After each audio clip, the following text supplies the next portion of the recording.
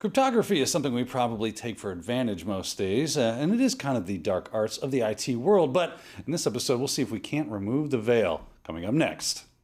You're watching IT Pro TV.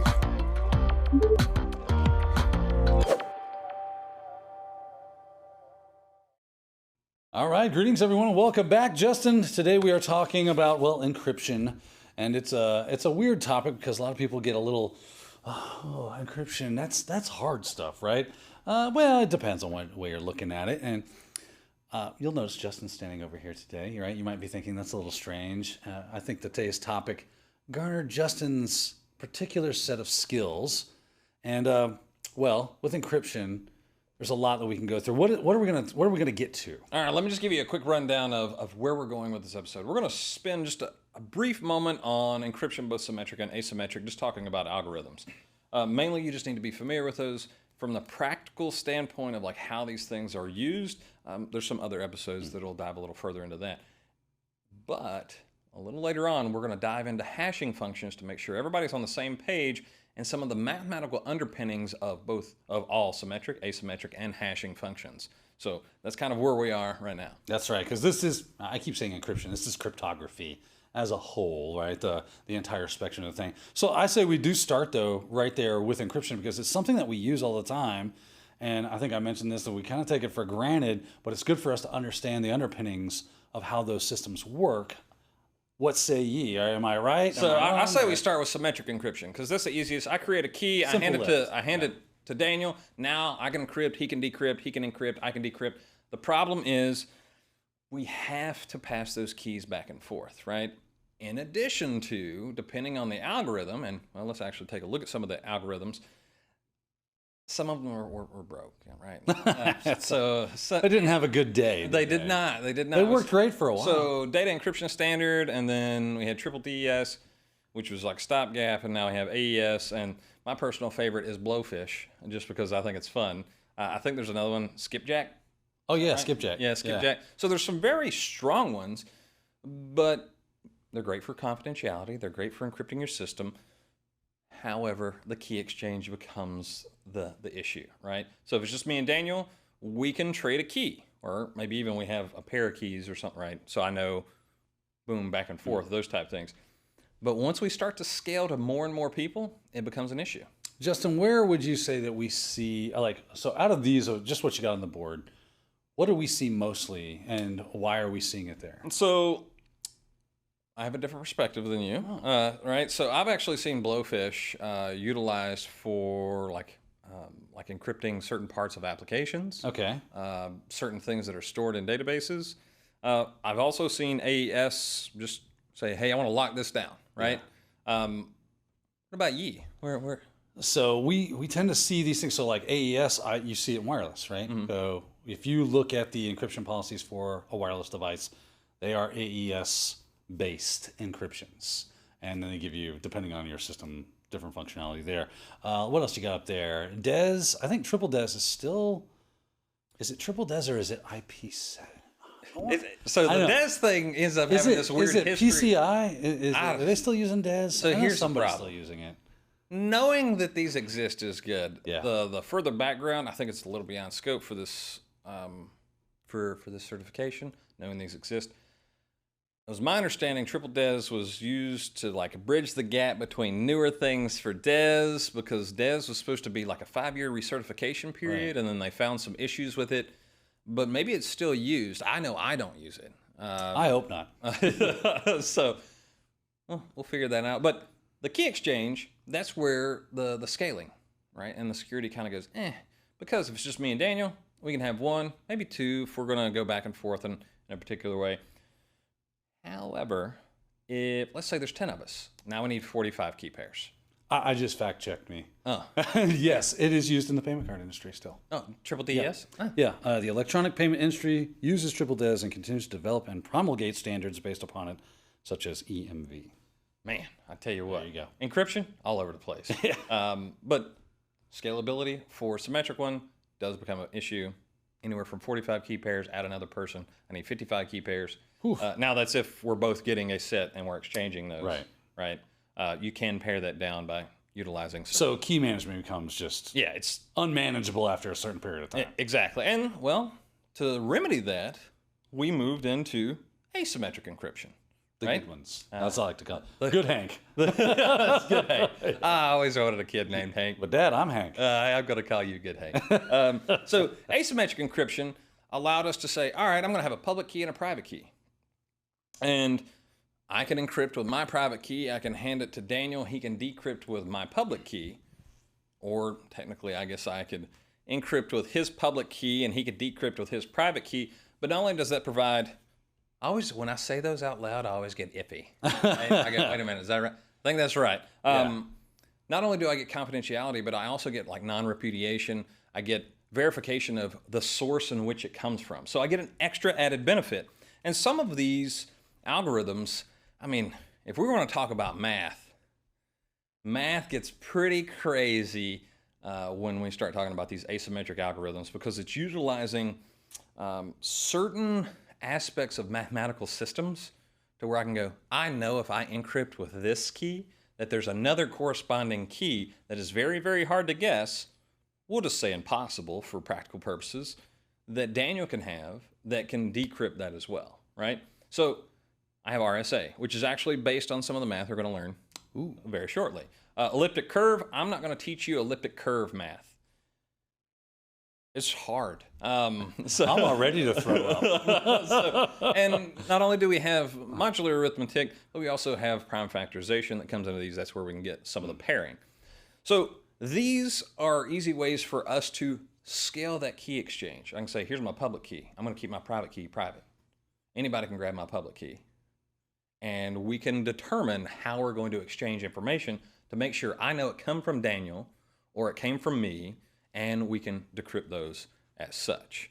All right, so that's just a quick overview. You need to know these algorithms, the symmetric ones, DES, AES, and my goodness, I forgot them already. El Gamal. That sounds like an 80s pop band. It was. I They believe had in the great rhythm. Oh, no, that's El DeBarge. I always get those confused. And these are fun times. Now, along the way, we have to dive in and look at something called hashing functions. So hashing functions, we're starting to get into math a little bit. And I could go deep on it, but we're not going to. All right. Whew. All right, so let's talk about hashing functions a little bit. Let's just talk about the algorithms you may see. We had MD4. I don't think anybody ever uses that anymore. I do. I'm just kidding. MD5. That's way more common. I use MD5. I see MD5 all over the place. And it's great for hashing functions, provide uses for... Now, I have, because you're saying what it's providing for, because I get a sense that a lot of people think that this is encryption, and they kind of use it that way. And to some extent, it could be part of that, depending on how you're using it. Well, we'll get to the uses for it. But MD5 is fairly common. You should not use it for security-sensitive things. It is possible to have a hash collision, which we'll talk more about that shortly. Good stuff. But also, it's really easy to go backwards, which you should not be able to do. I can take the end result and go backwards. I say easy, in a relative sense. We had SHA, like SHA-1, SHA-256, all those fun stuff. I know even sometimes that's used not in a security context. SHA-1 is used in Git, in the Git toolchain. Really? To go, all right, this is what this project looks like right now. Here's what the next part of that project looks. It does changes. And then HMAC is hash-based message authentication code. Whew. And then there's also MAC, which is message authentication code. It's just a different set of algorithms for creating a hash. I've been using that word a lot. Some of you may be getting hungry. I know I am. I love hash. It is tasty. But let's back up and talk about why we would use hashing functions, and then we can talk about how a hash is created. I'm pretty sure there's potatoes involved. So hashing functions can be used for integrity and authentication. Effectively, to me, it boils down to an integrity check. Daniel and I, we talk about MD5. You know what I've used MD5 for? I've used it for checksum validation of a downloaded file or some kind of piece of text or something. I use it to make sure, like you say, download a file. If I download a piece of software off the internet, a lot of times they'll provide an MD5 or SHA-1 value Well, a lot of times it's MD5 because it's simple. Yep. And then I can run the same hashing algorithm against that piece of software that I downloaded. If I get the same basically output, then I know that nothing has changed. The integrity of that package is as good as when they uploaded it to their site for download. Exactly. So that's an integrity check. And the reason I say that, even I sometimes think of the authentication part as part of an integrity check is, let's say I'm not going to use MD5 for passwords, but let's say I go to maybe SHA, one of the SHA ones, or HMAC, where I get a little more security. I'm going to hash a password. I'm not going to keep the plain text. I'm going to hash a password, and that's what I'm going to store. When I get, the next time someone tries to log into my application, I'm going to hash their password again with the exact same algorithm and go, do I have exactly the same thing? I'm comparing the hashes. Now, again, I've been using that word hash. You go, what does that mean? So I'm comparing the integrity of hashes, whether it be a password, piece of software, whatever it may be. Let's take a very large, kind of 10,000 foot view. Personally, I like sausage. Who doesn't? I know. But a sausage grinder can be used to grind up a lot of things. You can. So let's say over here on the left, I have my disk that represents data of some sort, whether it be a password, a software package, maybe an image, something. Well, I'm going to feed that into the sausage grinder. That is the hashing function. It's going to take that binary data and mangle it up in some reproducible, deterministic way. What I mean is, every time I put the same thing in the sausage grinder, the hashing function, I get the exact same thing out. And then over on the right, I just have a bunch of random letters and numbers. Don't get too squared away on that. I just made those up. It's not like a hex value or anything. Number one, it's got an H in it. So if I put a pork product into this thing, I get sausage out. I don't get, Right. a garden salad. Right. And then it even gets more specific, because if I put in this exact pork product, I get the exact same thing out. The opposite is not true. I can't ram sausage back through a sausage grinder and get a ham back out, right? Yeah. Likewise, I should not be able to take a hash and ram it back through the hashing function and get a spit out. That's called a one-way function. I should be able to go one way, but not the other. The reason that's important is because I want to hide this information. I want to keep this secret, if that's what I'm using it for, authentication. Likewise, I don't want to be able to go, well, hey, Daniel, here's a software package that's legitimate. And he goes, I hashed it. It's got the same hash. It must be legitimate. Yeah. But what I've done is found a way to copy that hash with malicious software. I'm just using that for a particular example, or anything malicious, or something that's wrong. Maybe it's just misinformation. The hash is different. That means it's a different thing. Now, sometimes people find out these hashing algorithms like MD5, and things get a little weird, right? Things go horribly awry. So if we take a look at my screen and take a little further, right, the sausage, you know what happens? We just add a little spice. We add a little salt, if you will. Whereas salting is the practice of taking something, adding random bits to it. You get those random bits in a variety of places. A lot of times it's system randomness. Squash it together, and then you feed it through the sausage grinder. So it doesn't matter whether you know the algorithm that I have, because I'm going to keep my salt secret. Or my salt is going to be different every time. So I'm going to season to taste, effectively. So doing so allows me to verify integrity and use it for authentication. I use something like this whenever I'm building authentication and authorization mechanisms inside of applications. Whew. So hashing functions are essentially just glorified manglers. And they mangle in reproducible, deterministic ways. So that I can go, here's a pile of mangled stuff. I know this pile of mangled stuff came from, this software package, because it's the same pile every single time, right? But now, in order to further dive a little bit deeper for not only hashing, but some of these asymmetric and symmetric encryption algorithms, you need to know a couple of pieces of math. I agonized over this, because this is by no means a exhaustive mathematical treatise on cryptography. I can see Daniel kind of getting wide-eyed going, that math. Yeah. So I'm going to try to make it easy for you. There's a couple of things that you're going to encounter, like RSA. RSA uses these two things. Okay. And you go, oh, this is easy. But if you apply them in an appropriate way, it becomes very difficult. And it becomes very difficult to go backwards. So first, let's start with modulo arithmetic, or sometimes called modular arithmetic. I'm going to give you the math version. You use this every day, whether you know it or not. You don't think of it as modular arithmetic, but you use it every day. So let's say we encounter 7 mod 2. What does that mean? Hey, Justin, real quick, what does that mean? Well, sometimes I explain this in the context of division. Let's not do that. I got 7 dots on the screen, right? Yep. I'm going to pair them up in pieces of 2.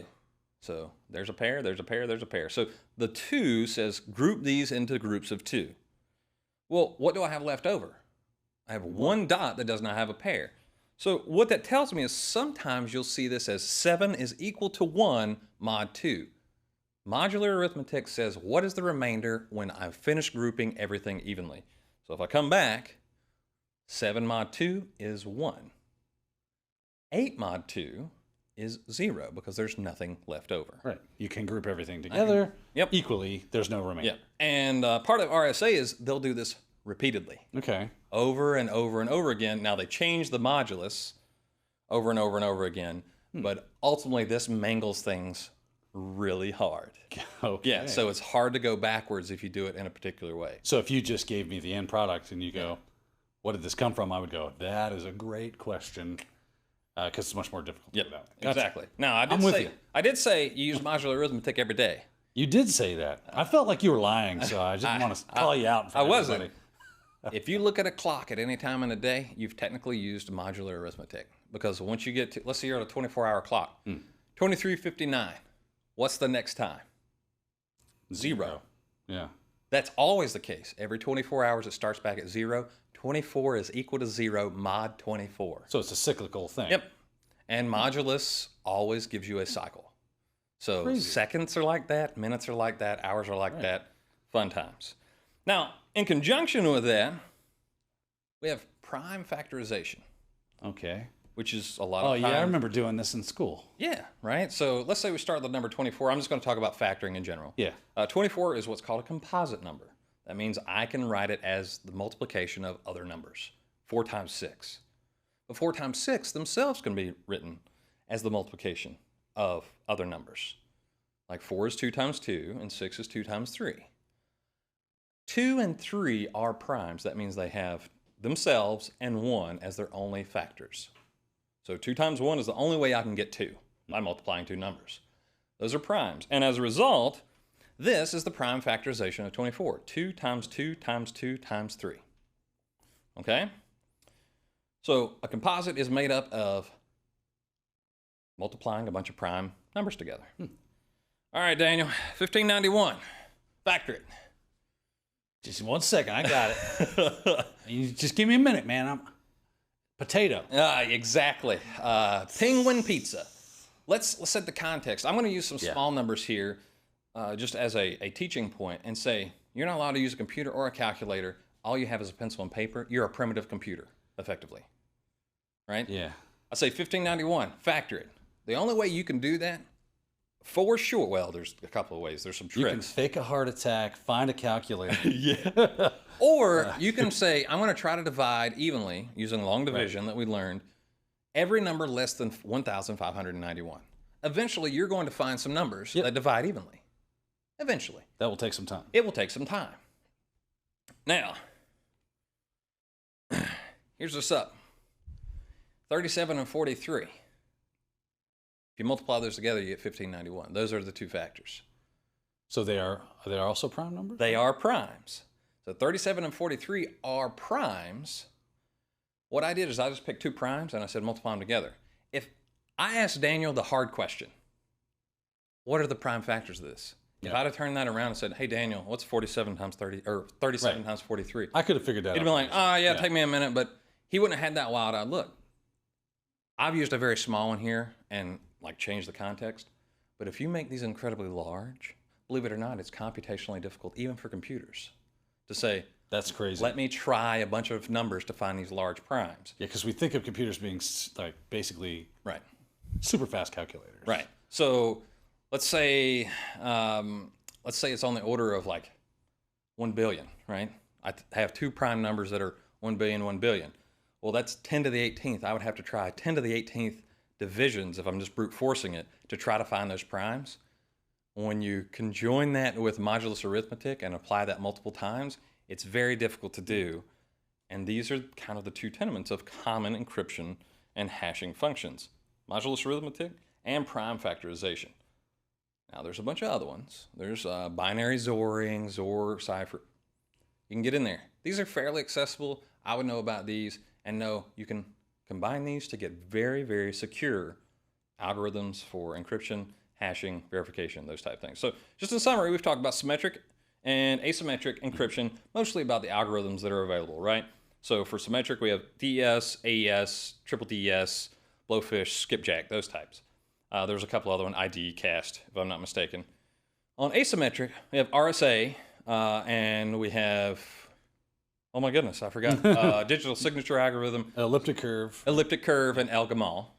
And then for hashing functions, which sometimes gets muddied into the asymmetric, RSA and SHA are the two big ones that I know about. So keep those in mind. Play around with a little bit of math. Sometimes puzzles are fun. Don't get too deep in the weeds. You should be good to go. Well, Justin, you make math actually palpable for me, and that is not an easy task to accomplish. So kudos for you, and kudos for you for joining us today. We have more GSEC on the way. But as for this episode goes, we are signing off for IT Pro TV. I've been your host, Daniel Lowry. And I'm Justin Dennison. See you next time. Thank you for watching IT Pro TV.